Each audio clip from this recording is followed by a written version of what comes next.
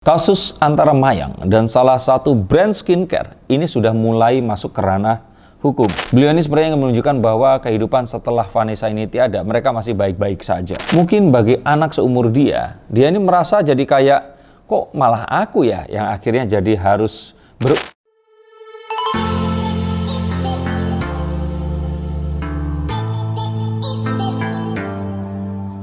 Halo Sensikers, kembali berjumpa bersama saya Denny Darko. Tidak ada yang namanya misteri, yang ada adalah tanda-tanda yang kita coba untuk mengerti. Pak Dodi Sudrajat ini diduga mulai mendapatkan getah dari apa yang merupakan perbuatannya sendiri. Dan ini juga diduga juga ini akan berimbas kepada laporan polisi dan pidana. Terus Mayang nasibnya akan gimana ya? Ini adalah momen blunder yang sebenarnya ditunggu-tunggu oleh para netizen. Kenapa begitu? Karena netizen selama ini menduga jangan-jangan Mayang ini akan bernasib sama seperti Vanessa dan akan menjadi kisah Vanessa jilid yang kedua. Kartu ini menunjukkan seseorang yang memberikan uang kepada orang yang lainnya. Sepertinya karena menuruti apa yang disampaikan oleh ayahnya, akhirnya dia ini harus berurusan kepada sesuatu yang tidak pernah dibayangkan dulu sebelumnya. Kasus antara Mayang dan salah satu brand skincare ini sudah mulai masuk ke ranah hukum. Dan entah karena kecoplosan atau gimana, akhir-akhir kemarin itu Mayang akhirnya menceritakan apa kejadian di balik itu.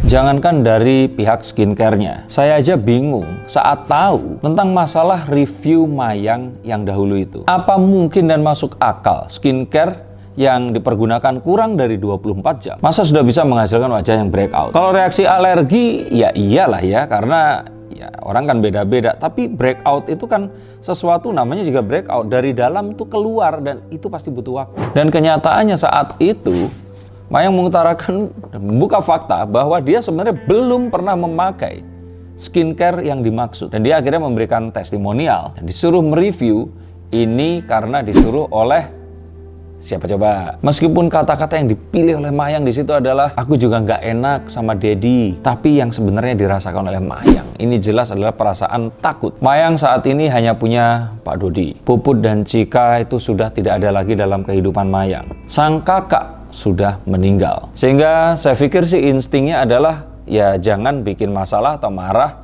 orang satu-satunya yang memiliki hubungan darah dengannya, dan menuruti apapun yang diminta oleh sang ayah ini tadi. Dan itu pasti akan dilakukan meskipun mungkin ini adalah satu hal yang mungkin hati nuraninya ini tidak ingin melakukannya. Lalu apa kira-kira alasan Mayang mau mengungkapkan kebenaran itu? Suka atau tidak suka tentang apapun yang menimpa gadis remaja ini, maka kita akan tahu bahwa masa depan Mayang ini masihlah panjang dan jauh. Pendidikannya juga masih panjang, dan dia ini jelas masih ingin punya kehidupan. Lalu akhirnya pertama kali tersandung masalah hukum, terancam dan dibayang-bayangi juga oleh masalah hukum, berurusan dengan polisi, paranoid dan trauma kalau harus pakai baju Shopee di usia semuda itu. Saya pun, siapapun, ini pasti akan merasa takut. Selain ketakutan, alasan mengapa Mayang akhirnya menceritakan ini adalah karena dia akhirnya ini lelah. Dia sudah nggak sanggup menahan ini semua, dan akhirnya dia mungkin ya runtuh. Lelah dengan masalah, lelah harus urusan dengan polisi, klarifikasi kemana-mana. Mungkin bagi anak seumur dia ini merasa jadi kayak, kok malah aku ya yang akhirnya jadi harus berurusan dengan semua ini tadi. Padahal dia hanya mengikuti apa yang disuruh oleh seseorang yang dia percaya di sini. Dia merasa bahwa hal yang kemarin itu bukan inisiatifnya. Mungkin dia merasa bahwa sejak sang kakak ini meninggal dunia, permasalahan ini bertubi-tubi seperti tanpa henti. Dia mungkin karena sudah capai, sehingga di pikirannya jika dia akhirnya menyampaikan kebenaran ini, mungkin akan sedikit meringankan beban atau permasalahan yang banyak banget ini ada di pundaknya.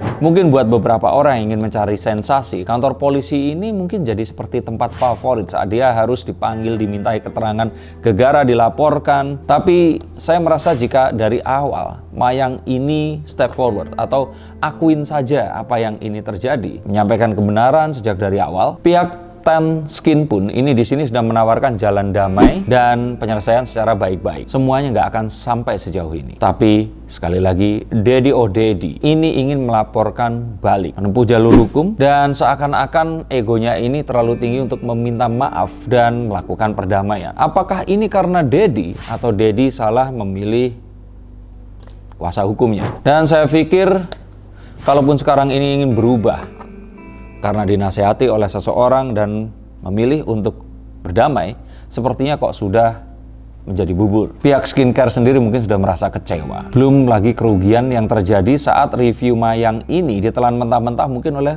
segelintir orang. Belum lagi kerugian karena review Mayang yang mungkin saja dianggap sebagai review palsu. Mungkin satu-satunya cara di sini adalah Mayang harus bersikap kooperatif, menuruti apa yang disarankan oleh para penegak hukum, memudahkan penyelidikan kooperatif itu tadi, sehingga mungkin saja hukumannya akan diringankan, atau kalau tidak pihak skincare akan merasa iba dan ya mencabut tuntutannya. Sedangkan Daddy di sini,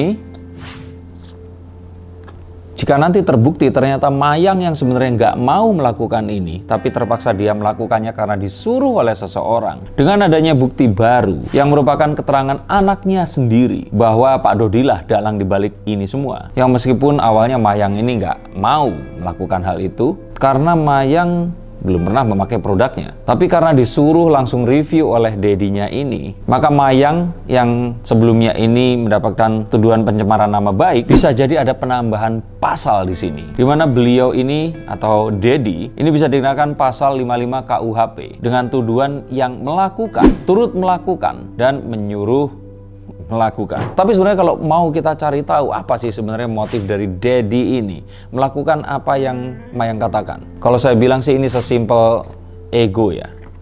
Bahwa dia ingin buktikan bahwa kenyataan yang sebenarnya setelah ditinggalkan oleh Vanessa Angel, di mana hidupnya ini ya mungkin saja terkatung-katung, bingung. Beliau ini sebenarnya ingin menunjukkan bahwa kehidupan setelah Vanessa ini tiada, mereka masih baik-baik saja. Dan Mayang pun sudah memiliki nama dan mulai melejit di dunia entertainment di Indonesia. Dan dengan menyuruh Mayang melakukan review, dia berharap bahwa Mayang pun di sini mendapat banyak permintaan endorse dan mulai laku. Sehingga banyak permintaan review produk dan juga endorse di situ. Sehingga saat Mayang terlihat produktif, padahal pada kenyataannya jika hal itu tidak dilakukan dengan seksama, akan membawa petaka. Dengan pernyataan Mayang ini, seakan-akan netizen ini, nah akhirnya gue bilang juga apa, akhirnya terjadilah apa yang selama ini diramalkan oleh para netizen, yaitu Mayang akan bernasib sama dengan almarhumah Vanessa Angel. Dia akan masuk ke dunia entertainment, tapi diminta untuk melakukan apa yang diarahkan oleh sang Daddy ini tadi. Terlepas dari Mayang menginginkan atau tidak, Mayang yang seharusnya ini bisa fokus kepada pendidikan, Mayang ini mungkin saja lah ya terpaksa untuk terjun ke dunia entertainment seperti menyanyi dan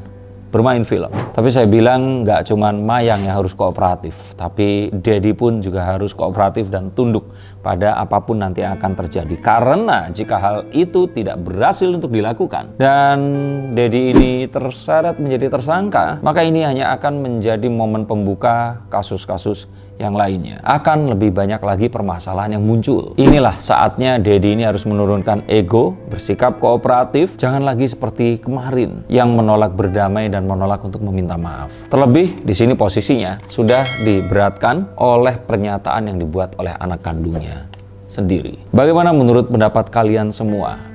Akan seperti apa ini berakhir? Tapi untuk kalian yang ingin menanyakan bagaimana nasib kalian, percintaan, karir, dan juga kehidupan kalian nanti, silahkan hubungi nomor di bawah ini. Izinkan saya membukakan kartu-kartu ini untuk memilihkan jalan yang terbaik bagi cita-cita kalian. Terima kasih, sampai jumpa, dan salam.